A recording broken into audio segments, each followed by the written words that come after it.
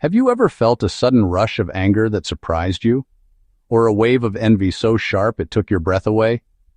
Perhaps you found yourself intensely disliking someone you've just met, for reasons you can't quite articulate.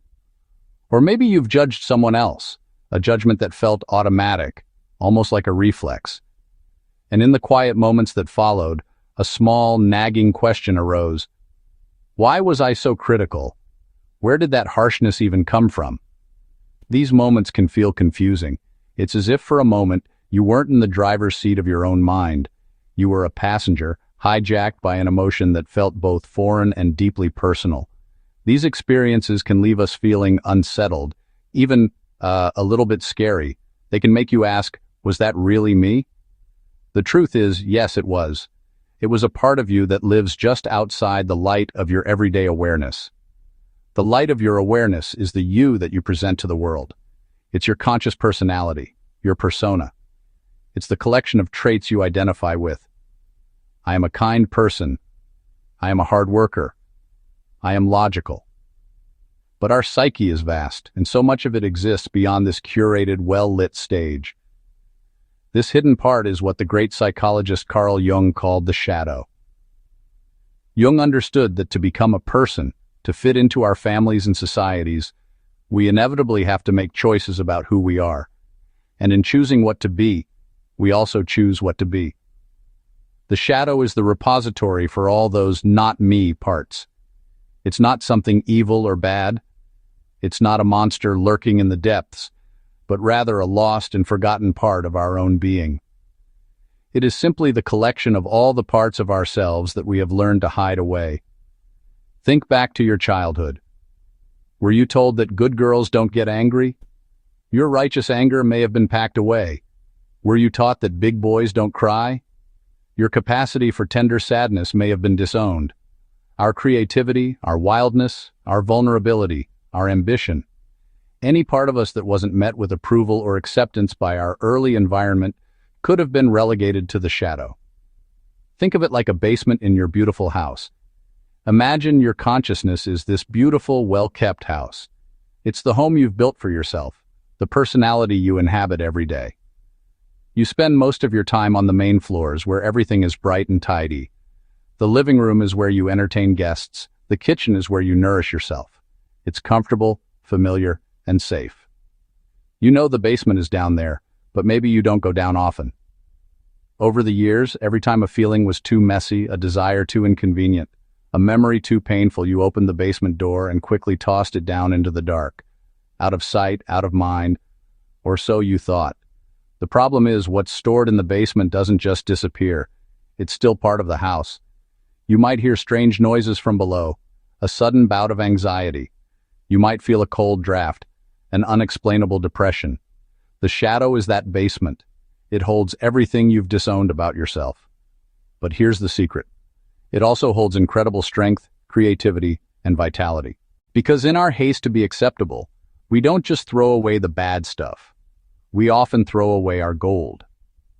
Perhaps you suppressed your assertiveness to be seen as agreeable. Locked in that basement is your power to lead.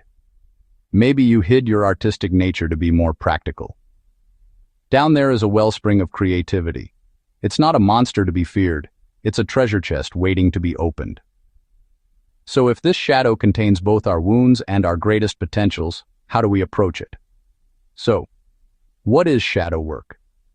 It is the gentle and courageous process of turning on the light in that basement.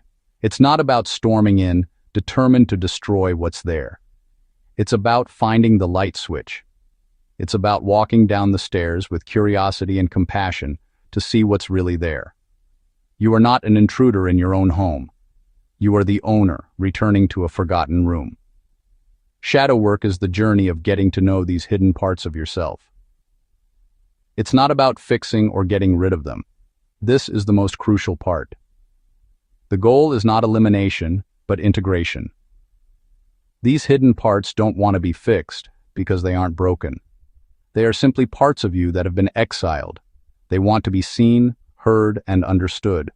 They are like lost children, holding important messages for you. Your anger might be telling you where your boundaries have been crossed. Your envy might be showing you what you secretly long for.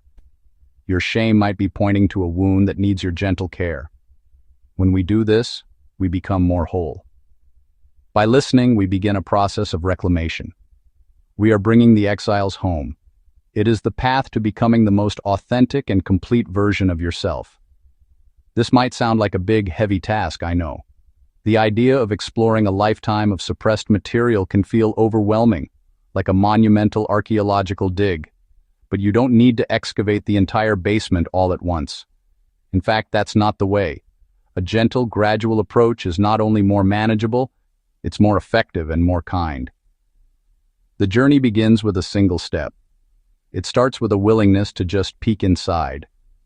It begins with the small stuff. The next time you feel that flash of irritation or a pang of judgment, just pause. You don't have to do anything. Just notice it. Acknowledge it without judgment.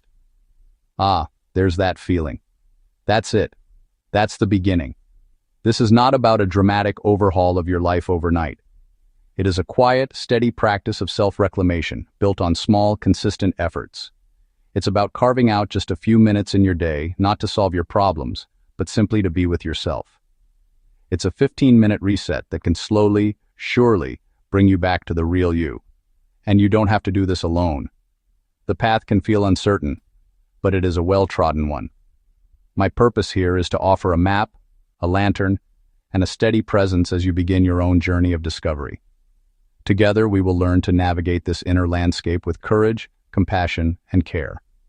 I am here to walk you through it, one gentle step at a time. Why should we bother with this shadow? It's a fair question. From a young age, we learn that certain feelings are acceptable while others are not. We are taught to be kind, not angry, generous, not selfish. So we pack away these parts, hoping they will simply cease to exist.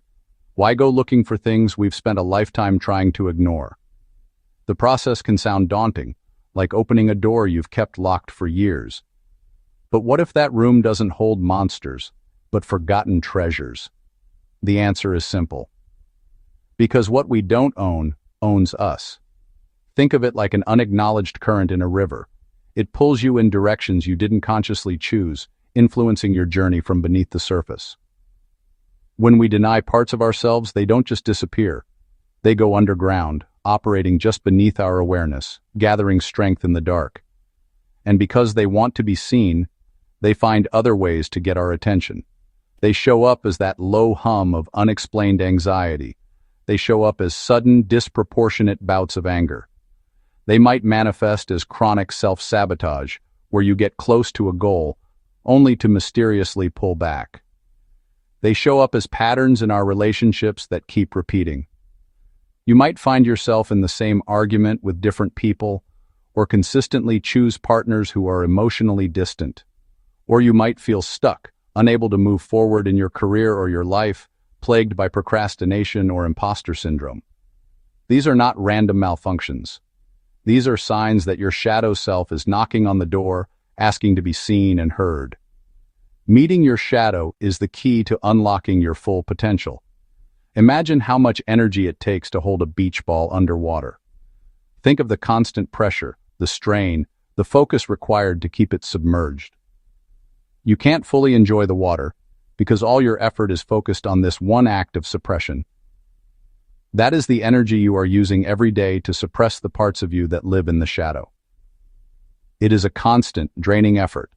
When you stop pushing, when you allow that ball to surface, all of that energy is freed up. It becomes available to you once more.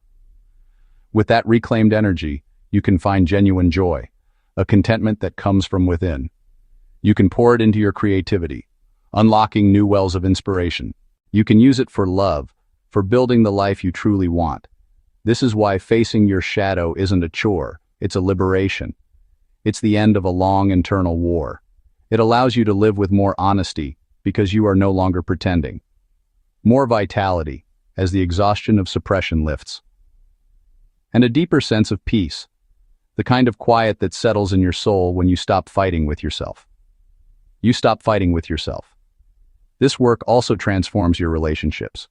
When we are unaware of our own shadow, we tend to see it in others. This is called projection. Whatever we can't accept in ourselves, we will notice and judge harshly in those around us. We might get intensely irritated by a loud person because we've suppressed our own desire to take up space.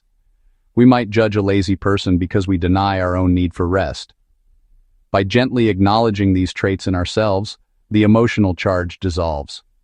We become more compassionate and understanding. Our relationships become clearer and more authentic because we are no longer reacting to our own disowned parts. We can see people for who they truly are, not as mirrors of our own inner conflicts. Ultimately, this is the path to your true self. The goal of a well-lived life is not to be a perfect person, but to become a whole person. Wholeness means you are aware of all your parts and are no longer controlled by them. It's to integrate all the pieces of who you are, the light, the shadow. It's recognizing that your anger may hold the key to your boundaries, or your fear may be protecting a deep vulnerability. The shadow isn't just a container for our faults, it also holds our hidden strengths. This journey allows you to stand in your own truth with confidence and grace. It's about no longer needing to pretend to be perfect. It's about embracing your full, complex, beautiful humanity. In the next few pages, we will explore simple, practical ways to begin this gentle process. We will create a safe space for you to meet these hidden parts of yourself, not with judgment, but with an open and loving heart. Think of it as getting to know a long-lost friend. There is no rush. This is your journey to be taken at your own pace. It is an act of profound kindness to yourself. This is your invitation to come home to yourself. The story of our shadow begins in the quiet, formative moments of our earliest years. It doesn't arrive as a monster in the night, but as a slow, subtle adaptation to the world we are born into. This process is a universal part of the human journey, a natural consequence of learning how to belong. Think back to the nature of a very young child. In our original state, we are whole. We exist as a seamless flow of being and feeling. We are open, spontaneous, and utterly authentic. We cry when we are sad, a storm of tears that passes as quickly as it arrives. We yell when we are angry, a pure expression of frustration. We dance with uninhibited glee when we are joyful. In this state, there is no self-consciousness, no inner critic. We don't judge our feelings as good or bad. We simply feel them. But then, slowly, we start to receive messages from the world around us. These messages come from our parents, teachers, and friends, often from a place of love and a desire to protect us. We hear things like, "Big boys don't cry," or "Don't be so dramatic." We might be told, "It's not nice to be angry," or get teased for being too sensitive. Whether spoken aloud or conveyed through a disapproving glance, these messages teach us a painful lesson. Certain parts of who we are not acceptable. And as a child, our primary need is for love and belonging. So we make an unconscious calculation. To maintain that precious connection, we must disown the parts of ourselves deemed unlovable. We perform a kind of psychic surgery. We take our raw anger, our deep neediness, our wild creativity, and we learn to hide them. We tuck these parts away, not out of malice, but out of a desperate need to be loved. We push them down into the dark basement of our consciousness. This suppression becomes a habit. If told our anger is bad, we learn to swallow frustration and put on a pleasant face. If shamed for being needy, we build walls of fierce independence, pretending we don't need anyone. If praised for being quiet, we might silence our own voice. Each time we do this, we add another brick to the foundation of our personal shadow. It becomes the container for all the parts of ourselves we've learned to reject. These disowned parts become the foundation of our shadow. And it's not just our immediate environment. Our wider culture adds countless layers. Through media and social norms, society presents narrow definitions of what is acceptable. It tells us how a man should be strong, or a woman should be accommodating. We are shown ideals of constant positivity and relentless productivity. Anything outside these prescribed boxes, our messiness, our doubt, our unconventional desires, gets relegated to the shadow. It's crucial to understand this isn't a conscious choice. It is a brilliant adaptive survival strategy. We are simply trying to navigate a complex social world and secure our place. To do this, we create a persona, a public mask. This mask is constructed from qualities that earned us approval: the helpful one, the smart one, the funny one, the good daughter, the hard-working employee. Over time, we get incredibly skilled at wearing this mask, so much so that we can forget it's there. The danger is that we start to believe the mask is all we are, losing touch with the vast, true self that lies beneath. But even when we forget, the shadow does not. It is still there, in that metaphorical basement, patiently waiting. It is not an enemy, but a lost part of ourselves longing for reunion. It holds the raw, unfiltered parts of our humanity. It holds our deepest vulnerabilities. It holds the emotions we were taught to label as negative: our rage, our envy, our grief. But these are not negative. They are simply human. They are energy and information, trying to tell us something important. Fascinatingly, the shadow doesn't just hold the difficult parts.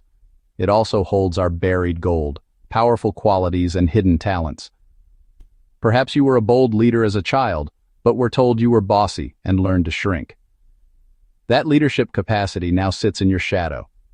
Maybe you had a wild sense of adventure that was deemed reckless, or a deep sensitivity labeled as weakness. That courage and empathy are there too. Maybe you were a creative child told art isn't practical. That vibrant creativity sits in your shadow, waiting. So you see, the shadow is not a mistake or a flaw.